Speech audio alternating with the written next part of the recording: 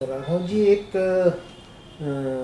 जो भारत और चीन के साथ संबंध बिगड़े हैं। पहले तो भारत चीन भाई भाई थे और 1962 में जो युद्ध हुआ भारत चीन के बीच, उसके बाद से सीमा विवाद जो है अभी तक हल नहीं हुआ है।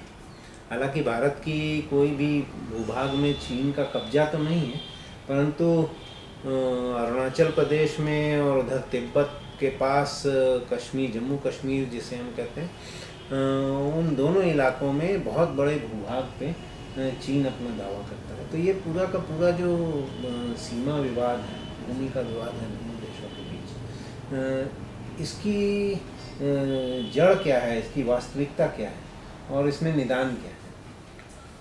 इसका एक कारण है कि दोनों मुल्क साम्राज्यवादी शोषण के शिकार रहे।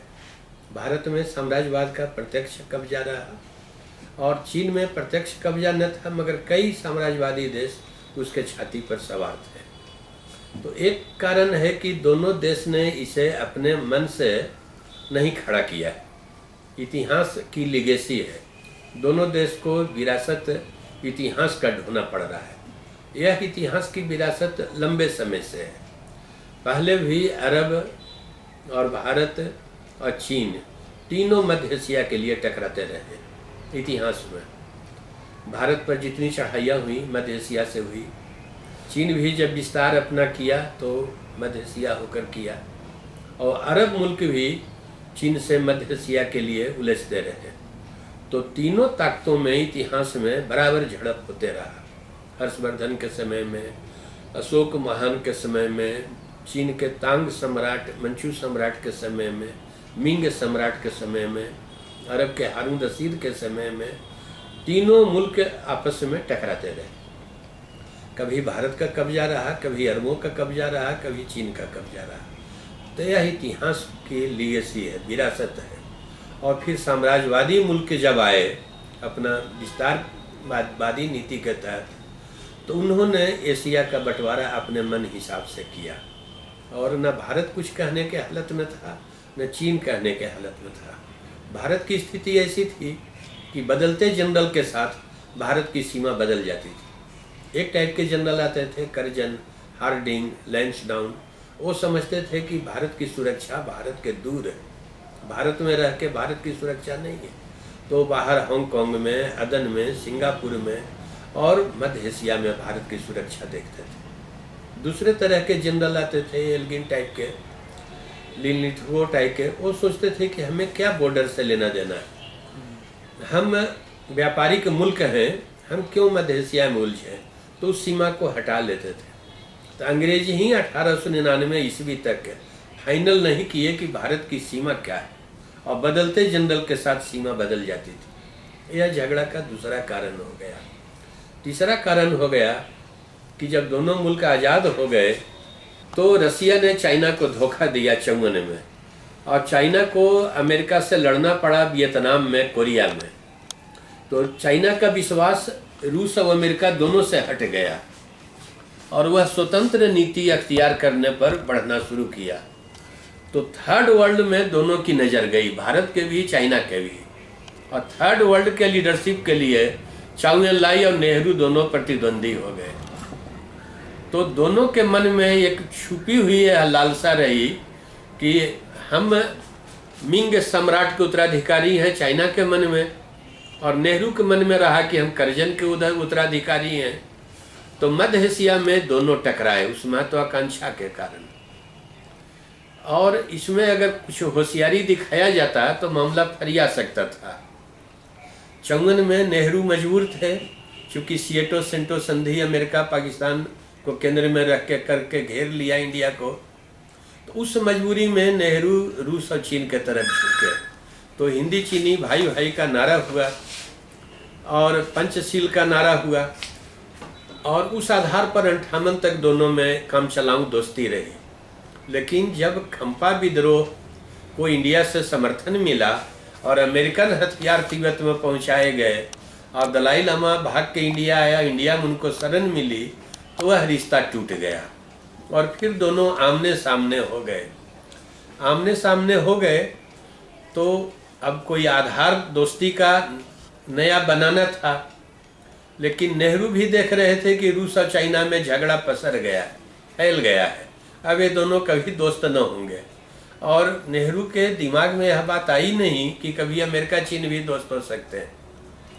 तो वो समझे कि अमेरिका चीन तो लड़ ही रहे हैं, मगर बात ऐसी नहीं थी, अंदर अंदर दोनों में रूस को तोड़ने के लिए सहमति बन रही थी। इसको नेहरू नहीं देख पाए और दलाई लामा के आने से इनको विश्वास हो गया कि Japan, Burma, Lanka, Thailand, Cambodia, Laos सब मेरे साथ रहेंगे। तो इसमें नेहरू की भी महत्वाकांक्षा हिलोर मारने लगी।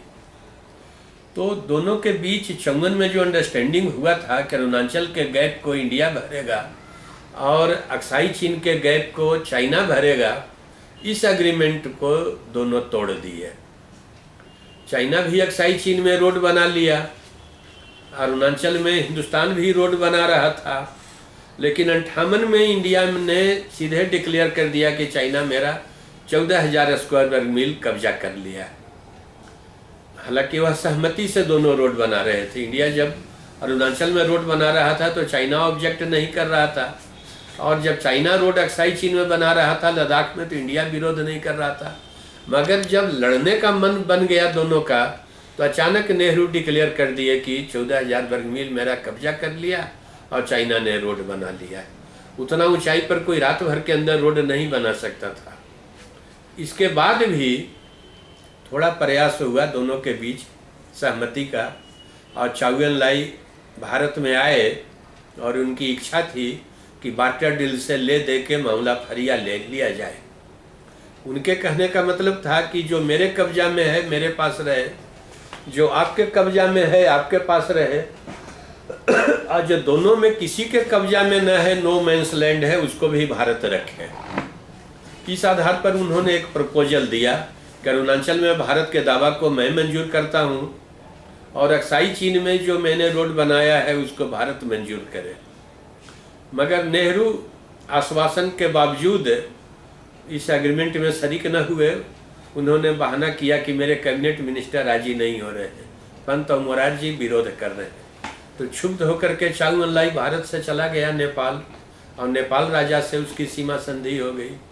फिर पाकिस्तान से भी उसकी संधि हो गई, और फिर मैकमोहन रेखा पर बर्मा से भी उसकी संधि हो गई। 13 कंट्री से 1 बाई 1 वह संधि कर लिया, जहाँ जिनसे जिनसे सीमा मिलता था, वियतनाम से, लाओस से, कंबोडिया से, सारे कंट्री से, रसिया से उसका सीमा संधि हो गया। केवल एक भारत ही बचा रह गया। और जैसे जैसे रूस और चीन की प्रतिद्वंदिता बढ़ती गई और रूस भारत को मदद करते गया, जैसे जैसे भारत अमेरिका तरफ झुकते गया, वैसे वैसे चाइना और उग्र होते गया। और उसका नेतृत्व भी उस समय माओ से तुंग के हाथ में था, जिनको लड़ाई भिड़ाई का अच्छा तजुर्बा था, छापा मार युद्ध का। और नेहरू भी रूस और अमेरिका के पक्ष में देख के आत्मविश्वास से भरे थे। तो दोनों लोगों के मन में ऐसा था कि वो युद्ध होगा नहीं, छोटा मोटा झड़प होगा और हम विजयी रहेंगे। तो नेहरू इसी गफलत के शिकार हो गए। रसिया न्यूट्रल रह गया, भारत का पक्ष नहीं लिया, और अमेरिका अंदर अंदर चाइना से उसकी बात चल रही थी। लास्ट में दोनों के बीच समझौता 89 में हो ही गया, और चाइना एक इम्पोर्टेंट ताकत बना रसिया को तोड़ देने में अमेरिका के साथ। तो नेहरू इन बातों को विश्व दृष्टिकोण के लिहाज से नहीं समझ पाए ठीक। वो गलत अपना कैलकुलेशन किए, उनका कैलकुलेशन गलत निकल गया। एक और दुर्भाग्य हो गया कि मैकमोहन रेखा पर विवाद हो गया। मेजर जनरल निरंजन प्रसाद ने कहा कि आप जिस एरिया में जाने कह रहे हो तो मैकमोहन रेखा के उत्तर में है। नेहरू ने कहा कि नहीं, ऐसी बात नहीं है, पेंसिल मोटा है और स्केल छोटा है, इसलिए 8 मील तो पेंसिल की मोटाई में आ जाता है, जहां आपको कहा जा रहा है वहां आप जाइए। फौज रिलक्टेंट थी, जाने के लिए इच्छुक नहीं थी। काफ़ी ठंड था, अक्टूबर का समय था, लेकिन फौज को जाना पड़ा दबाव में। और चाइना इसी चीज़ का इंतज़ार कर रहा था कि भारत मैकमोहन रेखा को पार करे। उपग्रह से दुनिया हर चीज़ को देखती है, तो जब यह हो गया तो वह पीछे तैयार बैठा था भारत को सबक सिखाने के लिए। नेहरू के आईबी ने रिपोर्ट किया कि कोई चीन की फौज बॉर्डर पर नहीं है। बात सही था, बॉर्डर पर फौज नहीं था, लेकिन बॉर्डर के पीछे तो चाइना पूरा तैयारी से भारत को दंडित करने के लिए प्रिपेयर्ड होके इंतजार कर रहा था, लियोड एंड किल्ड। और नेहरू उस ट्रैप में फंस गए। जैसे ही भारत की फौज थागला रीज में आगे बढ़ी अरुणाचल, चाइना दुनिया को दिखा दिया कि भारत एग्रेसर है, और वह ऐसे रास्ते से चढ़ाई किया जिसका कल्पना भारत के सेनापति नहीं किए थे, जहाँ बकरी चरता है, भेड़ी चरता है, घोर दुर्गम जंगली इलाके से। और ये सब रोड बाउंड थे। सेला और तवांग रोड पर जगह जगह मोर्चा लगा के समझ रहे थे मेरे ही तरह वह भी रोड से आएगा, उसको कुचल देंगे। इनके पास पूरे हथियार थे, टैंक था, इनकी फौज भी बड़ी थी। लेफ्टिनेंट जनरल BM कोहली इंतजार थे। लेफ्टिनेंट जनरल के अंदर 1 लाख फौज होती है। मेजर जनरल S पठानिया वहाँ पर थे, मेजर जनरल निरंजन प्रसाद थे, ब्रिगेडियर डेलवी 48 ब्रिगेड थे, 62 ब्रिगेड होशियार सिंह थे, 65 ब्रिगेड गुरुबख्श सिंह थे बोमडिल्ला में, होशियार सिंह सेला में थे, और डेलवी नमकाचू नदी पर थे तवांग क्षेत्र में। तो भारतीय फौज बिल्कुल इत्मीनान थी कि चाइना ऐसे आएगा, उसको हम कुचल देंगे। लेकिन हुआ ऐसा कि वो सामने आया ही नहीं, बगली काटा, इनके सप्लाई लाइन को काट दिया। एक घबरा करके अपने हथियार खुद तोड़ दिए, खाना में जहर मिला के, और जंगल के रास्ता से भागे। वो बर्फीला और अनजान रास्ता में अधिकांश फौज गल गई और पूरा फौज का सिलसिला बिखर गया। तो फौजी जनरल भी दोषी थे, उन्होंने जियोपॉलिटिक्स का ध्यान नहीं रखा, टेरेन का ध्यान नहीं रखा, लॉजिस्टिकल का ध्यान नहीं रखा। नेहरू भी दोषी थे कि अच्छे सेनापतियों की बात नहीं सुनते थे। चाटुकार सेनापति की टीम थापर कौल जुटा लिए। और विपक्ष भी दोषी था जो नेहरू को कॉर्नर कर दिया, विवश कर दिया लड़ने पर। कृपलानी नेहरू को गाली देते थे कि गांधीवादी मुल्क में फौज की क्या जरूरत है, और जब 62 में हार हो गई तो वही कृपलानी गाली दिए कि नेहरू ने फौज को प्रिपेयर करने में कोताही बरती। तो विपक्ष बिल्कुल गैर जिम्मेवार था। तो और नेहरू भी अपनी महत्वाकांक्षा के शिकार हो गए, वस्तु स्थिति को ध्यान में नहीं रखे। सीमांत रोड संगठन वाले भी रोड नहीं बनाए, भ्रष्टाचार जैसे आज है फौज में उस समय भी थी। और जो एयर ड्रॉप करते था, एयर कलिंग लाइन्स, वो ज़्यादा सामान कलकत्ता बेच देता था और वहाँ गिराता था तो कहता था कि हमने तो गिरा दिया, फौज उसको पिकअप नहीं कर रही है, चुन रही है, खंड में गिर गया। तो 1/4 रिकवरी होता था, 3/4 कलकत्ता बाजार में बिक जाता था। एक मामूली जहाज का ड्राइवर आज है खरबों रुपया का मालिक है, उड़ीसा में एयर कलिंग लाइन्स का मालिक है। तो हर एक तरफ से ऐसी परिस्थितियां पैदा हो गई कि भारत को चाइना से हारना ही पड़ गया। इंडिया अगर ध्यान दिया होता, जो ब्रिटेन ने चाइना को नक्शा दिया था 1899 में, जी सिंधु जल प्रणाली में जो पानी आता है वाटर शेड, वह भारत में रहे, और जो मध्य एशियाई नदी है कासगढ़ यारकंद, वह चाइना में रहे, वह एक अच्छा प्रस्ताव था। लेकिन ब्रिटेन ने भी उस नक्शा पर जोर नहीं दिया कि कल हमको फिर मध्य एशिया में बढ़ना होगा, तो आज सीमा फाइनल कर लेंगे तो कल कैसे बढ़ेंगे, और वह अनिर्णित रह गया। अगर दबाव दिया होता तो वह दस्तखत हो जाता। 1914 में मैकमोहन के रेखा के निर्धारण के लिए चाइनीज प्रतिनिधि, तिब्बती प्रतिनिधि और ब्रिटिश प्रतिनिधि तीनों जुटे, तीनों का दस्तखत हो गया। तो मैकमोहन रेखा पर चाइनीज प्रतिनिधि को आपत्ति नहीं था, चाइना के सेंट्रल गवर्नमेंट को आपत्ति तिब्बत और चाइना के सीमा लाइन पर था। तिब्बती ज़्यादा एरिया अपने अंदर चाहते थे और चाइनीज भी ज़्यादा एरिया चाहते थे।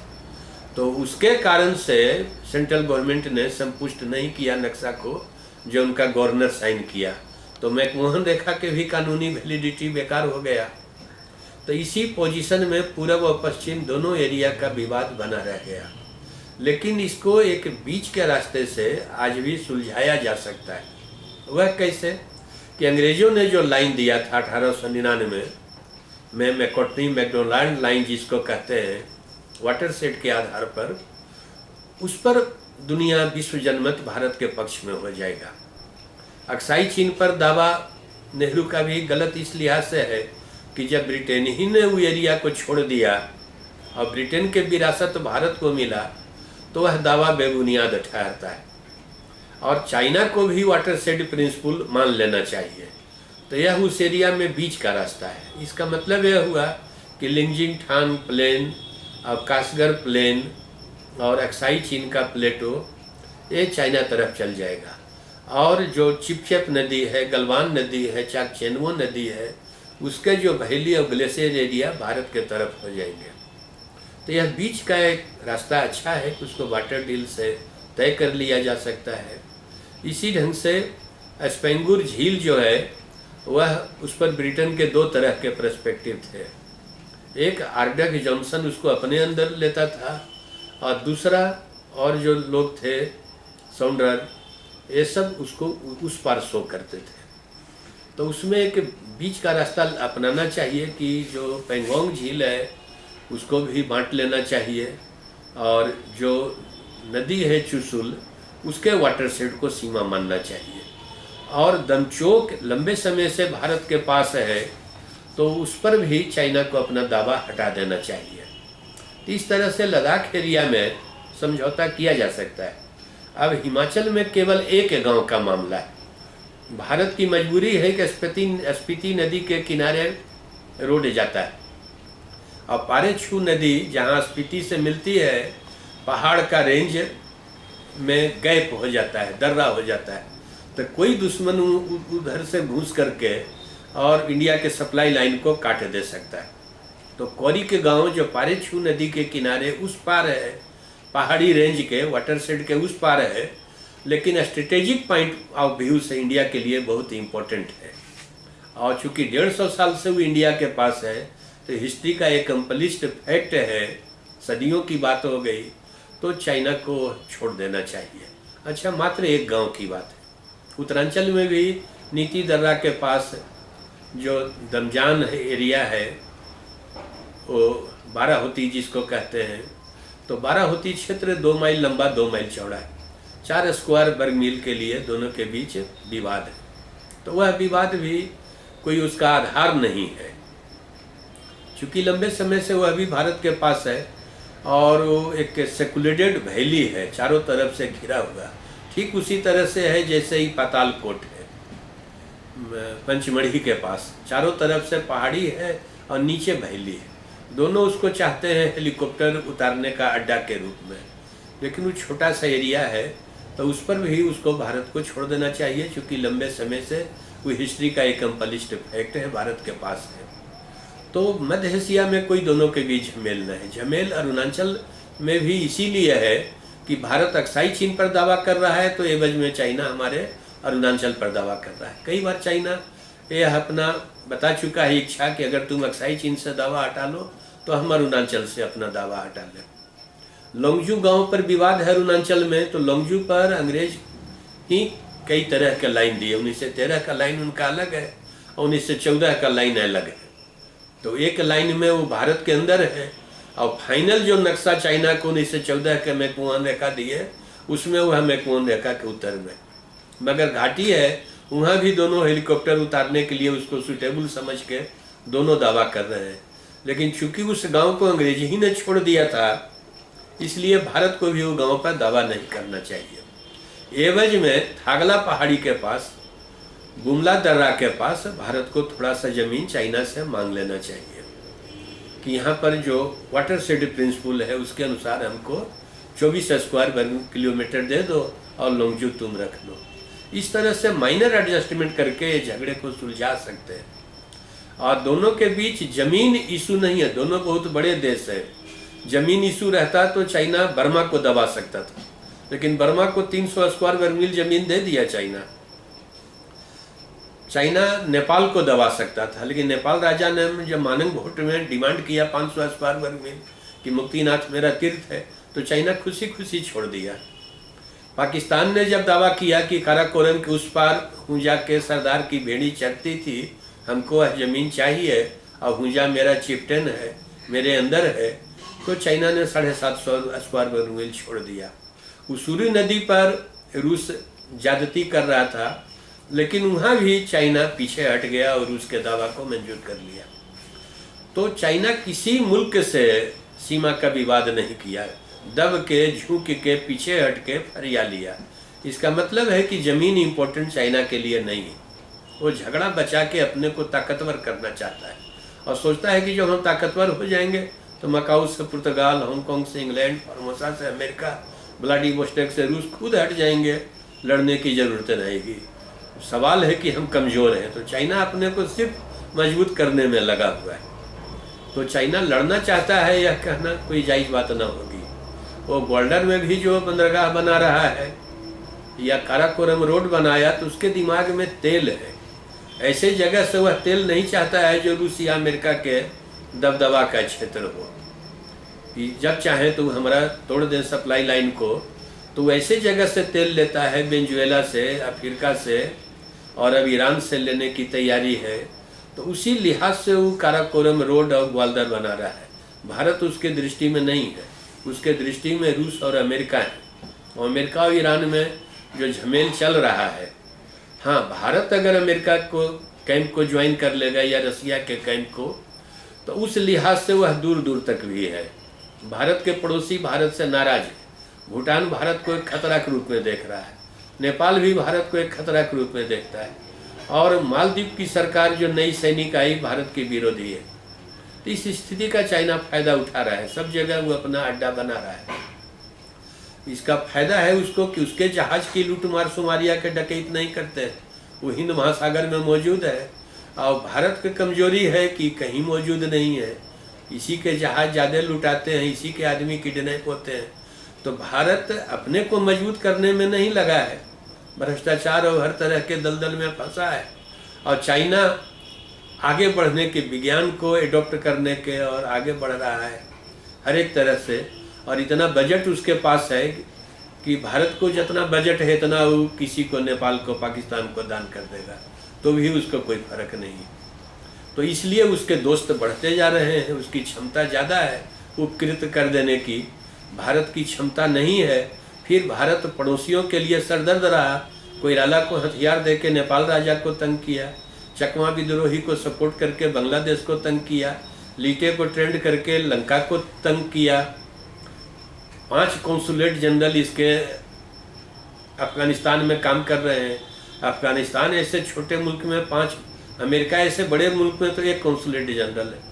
तो अफगानिस्तान में 5 रहने का क्या मतलब है? तो बलूचिस्तान में भारत की कुछ आकांक्षाएं हैं उसी तरह की जैसी पाकिस्तान की कश्मीर में है, उसी ढंग के एलिमेंट को भारत भी सपोर्ट करता है बलूचिस्तान में। तो चाइना वहाँ अब आ गया है।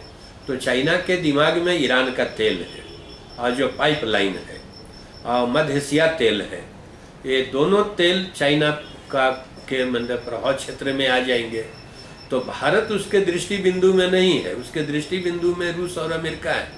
भारत अभी उतना मजबूत हुआ ही नहीं है कि चाइना इसको खतरा के रूप में देखे। तो यह पोजीशन है। तो इस परिस्थिति में भारत की सरकार अगर प्रैग्मेटिक न हुई तो राजनीतिक उलझनें भविष्य में खड़ी हो सकती है।